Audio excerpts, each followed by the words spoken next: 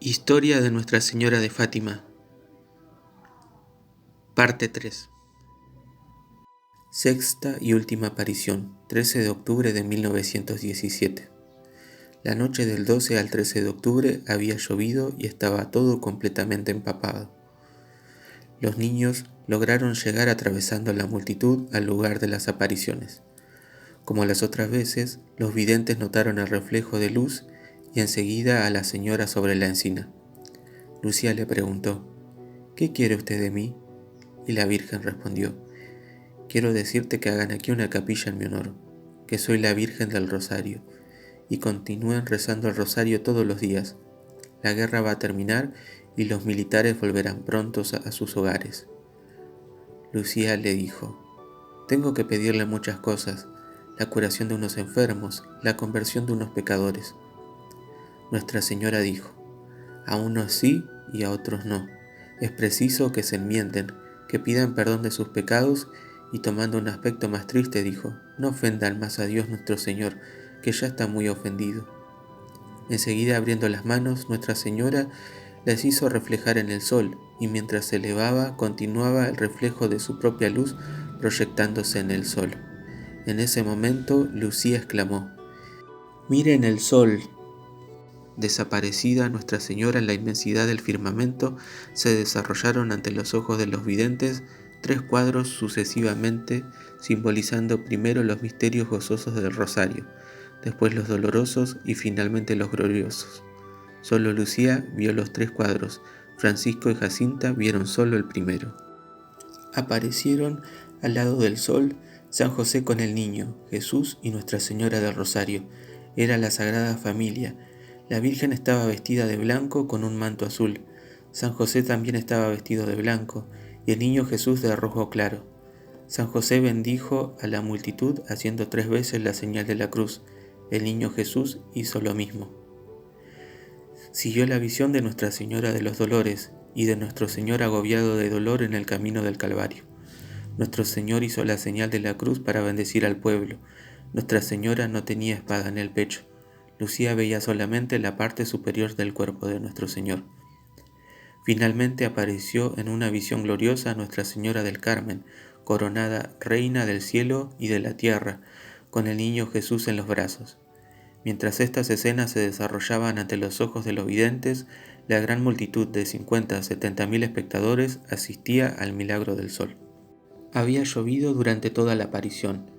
Al terminar el coloquio de Lucía con Nuestra Señora, en el momento en que la Santísima Virgen se elevaba y Lucía gritaba: Miren el sol, las nubes se entreabrieron, dejando ver el sol como un inmenso disco de plata. Brillaba con una intensidad jamás vista, pero no cegaba.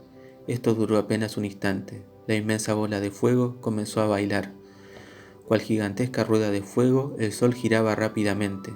Paró por cierto tiempo, pero enseguida volvió a girar, vertiginosamente sobre sí mismo. Después sus bordes se volvieron escarlata y se deslizó en el cielo como un remolino, esparciendo llamas rojas. Esa luz se reflejaba en el suelo, en los árboles, en los arbustos, en los propios rostros de las personas y en las ropas, tomando tonalidades brillantes y diferentes colores.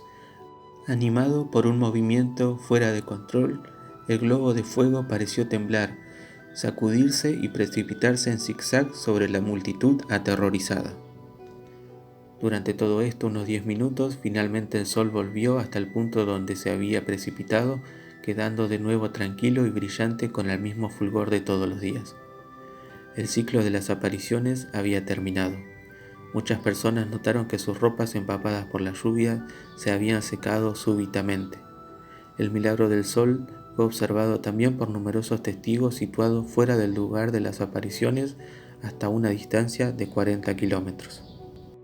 Conozcamos un poco más a los videntes de la Virgen de Fátima.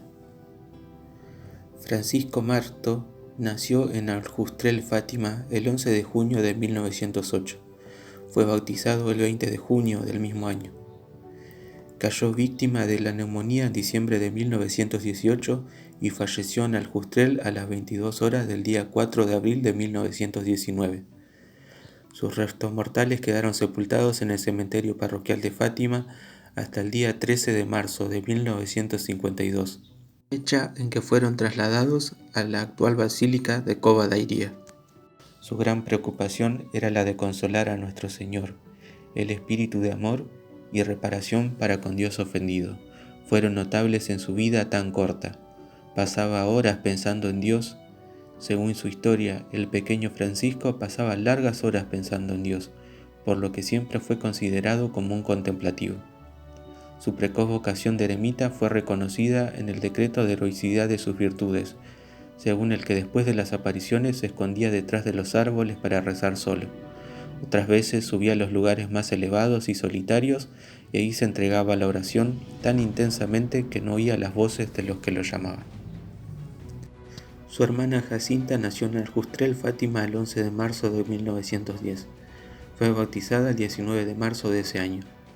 Víctima de la neumonía, cayó enferma en diciembre de 1918. Estuvo internada en el hospital de Vilanova de Urem y por fin en Lisboa, donde murió a las 22:30 horas del día 20 de febrero de 1920. El 21 de enero al 2 de febrero de 1920 estuvo en el orfanato de Nuestra Señora de los Milagros, en la calle de Estrella en Lisboa, casa fundada por doña María Godiño, a quien Jacinta llamaba madrina. Fue celebrada la misa de cuerpo presente en la iglesia de Nuestra Señora de los Ángeles en Lisboa, donde su cuerpo estuvo depositado hasta el día 24, día en que fue transportada a una urna para el cementerio de Vilanova de Urem, y luego al cementerio de Fátima el 12 de septiembre de 1935. El 1 de mayo de 1951 fue finalmente trasladada a la Basílica del Santuario. Más allá de las 5 apariciones en la Cova da Iria y una de los ángeles, Nuestra Señora se le apareció a Jacinta 4 veces más en casa durante la enfermedad y en la iglesia parroquial en un jueves de la Ascensión, y aún en Lisboa en el orfanato y en el hospital. Su vida fue caracterizada por el espíritu de sacrificio, el amor al corazón de María, al Santo Padre y a los pecadores.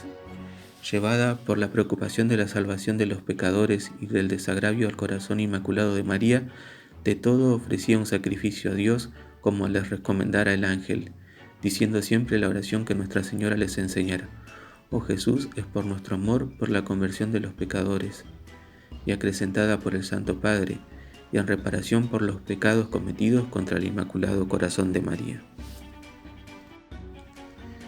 Lucía de Jesús fue la principal protagonista de las apariciones. Nació el 22 de marzo de 1907 en Aljustrel, perteneciente a la parroquia de Fátima. El día 17 de junio de 1921 ingresó en el asilo de Vilar Porte, dirigido por las religiosas de Santa Dorotea.